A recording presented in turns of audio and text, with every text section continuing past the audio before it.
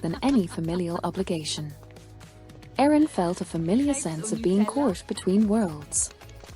Her grandfather, a man she had loved and admired, was gone.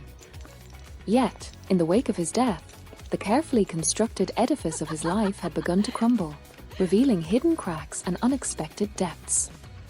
The casual revelations about his past, dropped like landmines amidst the condolences and the tea, had left her reeling. It wasn't just the fact that he'd had a secret, it was the nature of that secret, a whisper of a life lived beyond the confines of Derry, a life that seemed to hum with an unfamiliar melody.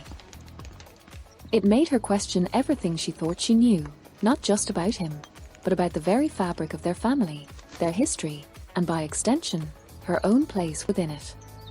The stifling expectation to simply grieve, to offer the prescribed performance of sorrow, felt increasingly difficult, almost performative, when the foundations of that grief felt so shaky.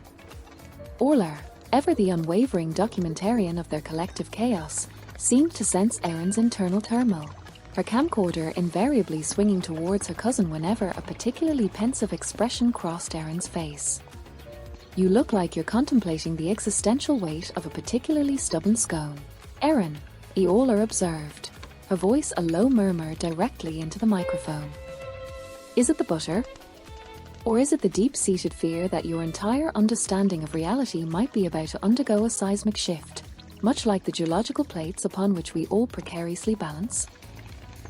Erin managed a weak smile. "Something like that, Orla. Just thinking." "Thinking is good," Eola nodded sagely, adjusting the focus on her lens. "It's what separates us from the truly unenlightened, those who merely exist. Though, to be fair, the existential dread associated with intense thought can be rather debilitating. Perhaps a strong cup of tea, or a vigorous session of interpretive dance, would be more beneficial. I'm sensing a certain interpretative dance energy from this room, aren't you?" Erin's gaze drifted to Michelle and Claire, who were now engaged in a frantic, silent exchange of hand signals near the kitchen door. Michelle, with a furtive glance towards the hallway, mimed an opening of a door, then a quick dash, followed by a thumbs up. Claire, in response, pretended to adjust her glasses, then mimed a swift, decisive turn, her expression one of determined purpose. Their exit strategy was clearly in full swing, a testament to their shared, unwavering commitment to escapism. The mournful proceedings, the hushed tones, the drooping lilies, none of it could hold them.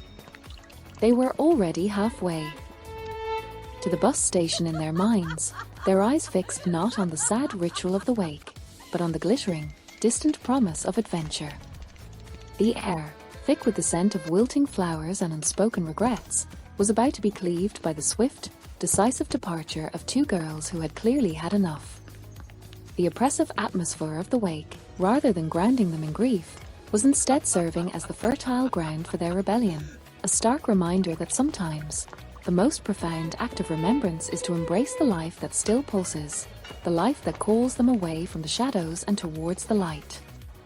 The cousins, a quartet of young women teetering on the precipice of adulthood, found themselves united by a common desire to flee, to escape the gravitational pull of Derry and its suffocating embrace, their hearts already set on a course for a new horizon, far from the wilting lilies and the stale tea. The air in the bus, a heady concoction of stale cigarette smoke, damp wool, and the faint, lingering aroma of grief, felt surprisingly liberating. For Erin, it was a tangible escape from the suffocating floral tributes and the relentless drone of sympathetic murmurs that had permeated her family home. The wake, a necessary purgatory, had been endured. Now, the rumble of the engine beneath them was a promise of movement, of distance, of a world decidedly not painted in the muted greys and browns of Derry. Beside her, Orla, predictably, had her camcorder already trained on the passing scenery, her commentary a low, conspiratorial hum. "Observe, Erin," as she whispered, her voice barely a breath against the vibration of the bus, at the relentless march of progress. Or, at least, the relentless march of semi-detached houses. Fascinating. Really. I wonder if they have particularly well-maintained gnomes. Michelle, ever the pragmatist, was already engrossed in a crumpled travel brochure, her brow furrowed in concentration. The lure of distant cities and the promise of unsupervised evenings at ungodly hours had clearly trumped any lingering sense of solemnity. Claire, meanwhile, sat bolt upright, a tightly clenched fist around her worn copy of the Communist Manifesto, her expression a mixture of fierce determination and a subtle, almost imperceptible nervousness. She was clearly ready to embrace whatever philosophical and political enlightenment the continent had to offer, even if it meant navigating the unpredictable currents of her companion's collective chaos. And James, the wee English feller, bless his anachronistic cardigan, sat a few seats away, his gaze fixed on the window, a faint air of apprehension clinging to him like the damp Derry air they were finally leaving behind. His presence was a quiet acknowledgement of the pact they'd all implicitly made. To endure this trip, to escape Derry, and perhaps, just perhaps, to figure out what came next. Their reluctant chaperone, Sister Michael, occupied a seat near the front, her posture